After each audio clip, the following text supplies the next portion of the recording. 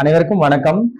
சமீபத்துல நான் படித்து ரசித்த இந்த புத்தகம் சீர்வாசகர் வட்டம் மக்கள் பதிப்பாக 200 ரூபாய் விலையில் வந்த இந்த புத்தகம் கந்தர்வன் கதைகள். இந்த புத்தகத்துல மொத்தம் 62 கதைகள் இருக்கு. அதுல எனக்கு பிடித்த ஒரு கதையை தான் நான் இப்ப பேச போறேன். அதுக்கு முன்னாடி கந்தர்வன் அவர்களுடைய எழுத்து பார்த்தீங்கன்னா எல்லாருக்குமே பிடிக்கிற மாதிரி இருக்கும். ஒரு எளிய மக்களுடைய அவங்களுடைய வார்த்தைகள்லயே இந்த கதைகள் எழுதப்பட்டிருக்கும். அந்த வகையில் எனக்கு மிகவும் பிடித்திருந்தது. என்னோட நிறைய விஷயங்களோட இந்த கதைகள் தொடர்புடையதாக இருந்தது. அதனால இந்த புத்தகம் எனக்கு மிகவும் நான் ரசித்த புத்தகங்கள்ல ஒண்ணு அப்படின்னு சொல்லுவேன். தண்ணீர் என்கிற கதை 1997 எழுதப்பட்டிருக்கிறது. தண்ணீர் பஞ்சம் தான் இந்த கதையோட களம். அதாவது அந்த கிராமத்துல ரொம்ப தண்ணீர் பிரச்சனையா இருக்கு. அந்த வழியா கிராமத்து வழியா போற ஒரு பேசஞ்சர் அது வல்லநேந்தல் அப்படிங்கிற ஒரு இடத்துல வரும்போது அவங்க ஹார்ன் அடிக்கிறாங்க. ஹார்ன் அடிச்சுதான் அம்மா சொல்றாங்க, தண்ணி பொட்டு கூட இல்லம்மா அப்படிங்கிறாங்க. உடனே இந்திராங்கிற அந்த பொண்ணு என்ன பண்றான்னா குடத்தை எடுத்துக்கிட்டு ஒரு சொம்பு எடுத்துக்கிட்டு ரயில் நிலையம் நோக்கி போறாரு. அந்த பெண்ணோட அப்பா அங்க இருக்கிற ஒரு சினை ஆட்டை பார்த்துக்கிட்டு உட்காந்துட்டு இருக்கிறாரு. அவரோட கனவு அந்த ஆடு குட்டி போடும், அந்த குட்டி ஆடாகும், அந்த ஆடு குட்டி போடும் அப்படின்னு அந்த கணக்குல அவரு இருக்கிறாரு. இந்த இந்திராவை போலயே அந்த கிராமத்துல இருக்கிற மற்ற பெண்களுமே ரயில் நிலையம் நோக்கி குடங்களை தூக்கிட்டு போயிட்டு இருக்கிறாங்க. போகிற வழியில இந்த பெண்களுடைய சின்ன சின்ன சண்டைகள், சேட்டைகள், சடையை பிடிச்சி இருக்கிறது, கையை பிடிச்சி இருக்கிறது, இந்த மாதிரி வேலைகள்லாம் பண்ணிக்கிட்டே போறாங்க. ஒரு மேடு, அந்த மேடை ஏறி தான் போகணும். அப்ப ஏறும் போது ஒரு பொண்ணை பிடிச்சி இழுக்கிறாங்க. அந்த பொண்ணை திரும்பி சத்தம் போடுறான், இந்த மாதிரி பண்ணீங்கன்னா கையை முடிச்சிடும் அப்படிங்கிறான். அந்த ரயில் நிலையம் 2 வேப்ப மரம் இருக்கு. அந்த வேப்ப மரத்துக்கு கீழே 2 சிமெண்ட் பெஞ்ச் இருக்கு. அங்கதான் இந்த பெண்கள் எல்லாம் போய் கூடுற இடம். அங்க அந்த ரயில் நிலையத்தில் இருக்கிற பிளாட்ஃபார்ம் முழுக்க ஆரம்பத்துல இருந்து இறுதி வரைக்கும் கொஞ்சம் கொஞ்சம் இடைவெளி விட்டு இந்த பெண்கள் எல்லாம் நிக்கிறாங்க. அந்த ரயில் நிலையத்துக்குள்ள வருது. பெரிய காட்டு யானை மாதிரி பிளறிக்கிட்டு வருதுன்னு எழுதுறாரு. உள்ள வந்ததும் பயணிகள் இறங்குறதுக்குள்ளேயே இந்திரா என்ன பண்ணிடுறான்னா ரயிலுக்குள்ள ஏறிட்டு அந்த வாஷ் பேஷன் இருக்கிற இடத்துக்கு நேரா போயிட்டு தண்ணி பிடிக்க ஆரம்பிக்கிறான். அந்த குளம் எப்படி இருக்குன்னா அழுத்தி பிடிக்கிற மாதிரி தான் இருக்கு. அதனால அவளுக்கு ரயில்ல பயணிச்சதே இல்லை. இருந்தாலுமே ரயில்ல இருந்து குறை சொல்றதுக்கு அவளுக்கு ஒன்றும் தெரியல. ஆனா குடவை திறந்தா தண்ணி ஊத்துற மாதிரி இருந்தா நல்லா இருக்குமே அப்படின்னு எதிர்பார்க்கிறான். ஏன்னா அவளுக்கு அழுத்தி எடுத்து உள்ளங்கை வலிக்க ஆரம்பிக்குது. தண்ணி பிடிச்சிட்டு இருக்கான். கதவை திறந்து எட்டி பார்க்கறான். ரெட் சிக்னல் இருக்கு. ஸோ இன்னும் கொஞ்சம் பிடிச்சிக்கலாம் அப்படின்னு சொல்லிட்டு தண்ணி பிடிக்கிறான். அவங்க ஊர்ல பாத்தீங்கன்னா அவங்க ஊர்ல 4 கிணறு எடுத்தாங்க. அந்த கிணறு எல்லாமே ஓப்ப தண்ணி தான். கடல் நீரோட 1 மடங்கு அதிகமான உப்பு இருக்கிற தண்ணி தான். அதனால அந்த மக்களுக்கு அந்த தண்ணி பஞ்சம் தொடர்ந்து தலைவிரிச்சு ஆடிக்கிட்டு தான் இருந்துச்சு.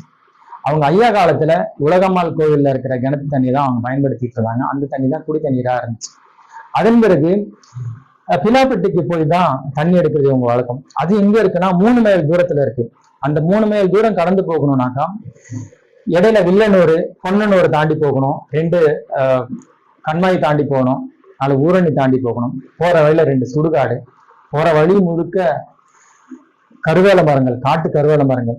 வழியில யாராவது ஆண்கள் வந்தாக்கா இவ இந்திராவுக்கு பயங்கர பயமா இருக்கும். அதுவும் அவங்க சிறுமிக்கிட்டே வர்றதெல்லாம் அவளுக்கு பயங்கர பயமா இருக்கும். அந்த வழியா கர்ப்பிணி பெண்கள் குடத்தை தூக்கிட்டு போனாங்கன்னாக்கா அவங்க சுடுகாடு பக்கம் போகும்போது அவங்களுக்கு அரண் மாதிரி பெண்கள் 2 பக்கமும் அவங்கள மறைச்சிக்கிட்டு சுடுகாடை மறைச்சிட்டு தான் கூப்பிட்டு போவாங்க. விலாப்பட்டுக்கு போனா அங்க உடனே தண்ணி பிடிக்க முடியாது. விலாப்பட்டு காலையில வரைக்கும் தண்ணி பிடிப்பாங்க. மதியத்துக்கு மேலதான் மற்ற கிராமத்து மக்கள்லாம் பிடிப்பாங்க. மொத்தம் 7 ஊர் மக்கள் அங்க தண்ணி பிடிப்பாங்க. அங்கிருந்து தண்ணி எடுத்துட்டு வர்றதுக்குள்ள இங்க சாயந்தரம் ஆயிடும். சாயந்தரம் ஆயிட்டு அதன் பிறகுதான் பெண்களுக்கு நோயோ நொடியோ அவங்க உடம்பு சரியில்லைனாலுமே விலாப்பட்டுக்கு போய் தான் தண்ணி எடுக்கும்.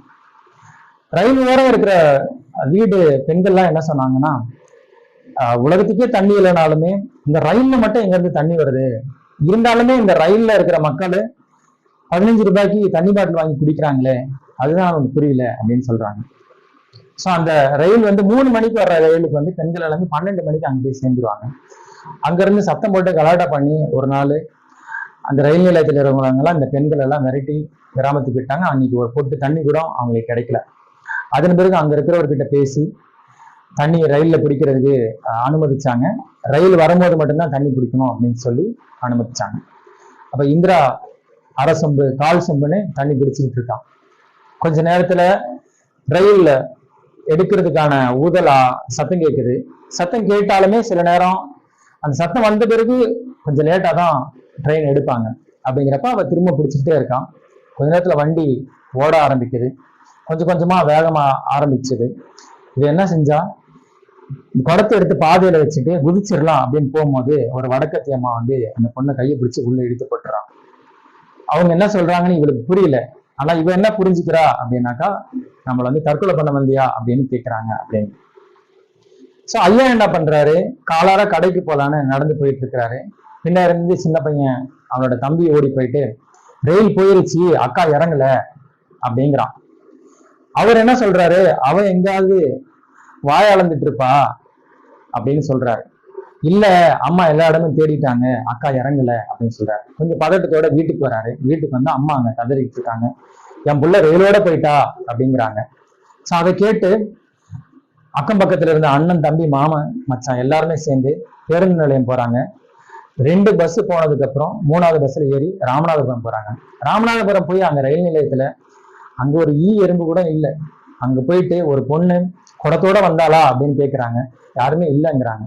அங்க இருக்கிற ஒருத்தர் சொல்றாரு, ஒருவேளை பிள்ளைகிட்ட டிக்கெட் இருக்காது, பதுங்கி வெளியே போயிருக்கோம் அப்படிங்கிறாரு. வெளியே வந்து டீ கடை, பூக்கடை எல்லா இடத்துலயும் கேட்கிறாங்க, குடத்தோட ஒரு பொண்ணு வந்தாளா அப்படின்ட்டு. யாருமே இல்லைங்கிறாங்க. அங்க இருக்கிற சொந்தக்காரங்க எல்லார் வீட்டுக்கும் போய் பாக்குறாங்க, யாருமே இல்லை. ஆஞ்சி ஓஞ்சி சாயந்தரம் வீட்டுக்கு வராங்க. வீட்டுக்கு வரும்போது அங்க ஒருத்தர் சொல்றாரு, ஒருவேளை புள்ள சென்னை வரைக்கும் போயிருச்சோ அப்படிங்கிறாரு. அதுக்கு ஐயா வந்து பயங்கரமா கோவப்பட்டு, உன் கழுத்தை நின்றுவையா அப்படிங்கிறாரு. வேற ஒருத்தர் சொல்றாரு, நம்ம வந்து மத்த பக்கத்து ஸ்டேஷன்லாம் போய் பார்த்துருக்கலாமே அப்படிங்கிறாரு. அப்ப அம்மா என்ன சொல்றாங்க, பதறிக்கிட்டு, ஒருவேளை என் புள்ள எந்த ரயில்வே ட்ராக்ல கிடக்குதோ தெரியலையே அப்படிங்கிறாங்க. அப்போ அந்த பதட்டத்தோட ஏந்து ஓடுறாங்க. ஓடும் போது ஐயாவும் கூடயே ஓடுறாரு. ஊர் மக்கள் எல்லாம் அந்த அம்மா கூடயே ஓடுறாங்க. அந்த அம்மா ரயில்வே தண்டவாளத்திலேயே நடந்து போயிட்டு இருக்காங்க, ஓரமா போயிட்டு இருக்கிறாங்க. ஐயா அந்த அம்மா தோலை பிடிச்சு நிறுத்துறாரு. தூரத்துல ஒரு உருவம் தெரியுது. அந்த அம்மா பார்த்துட்டு, அந்தா இந்திரா, அவ நடந்து வரா அப்படிங்கிறாங்க. கிட்ட போயிட்டு அந்த அம்மா அவளை கட்டி பிடிச்சி அவங்க குடத்தை வாங்கிக்கிறாங்க. ஐயா அவளை பார்த்துட்டு, என் புள்ள இந்த சமையோடையா நீ எவ்வளவு மைல் நடந்து வந்த அப்படின்னு கேட்கிறாரு. அதுக்கு அந்த பொண்ணு சொல்றா, பின்ன என்ன, நாளைக்கு சாயந்தரம் வரைக்கும் என்ன பண்றதா அப்படிங்கிறா. ஸோ இந்த கதையை படிச்சும் போது எனக்குமே என்னோட கிராமத்துல 90-80 காலகட்டத்துல கிராமங்களை நோக்கி தண்ணிக்கு போன ஞாபகம் தான் வந்துச்சு. அந்த வகையில் எனக்கு மிகவும் பிடித்த இந்த கதை. உங்களுக்கும் இது பிடிக்கும். இந்த புத்தகமும் சிறப்பான ஒரு வாசிப்பு அனுபவத்தை கொடுக்கும். நன்றி.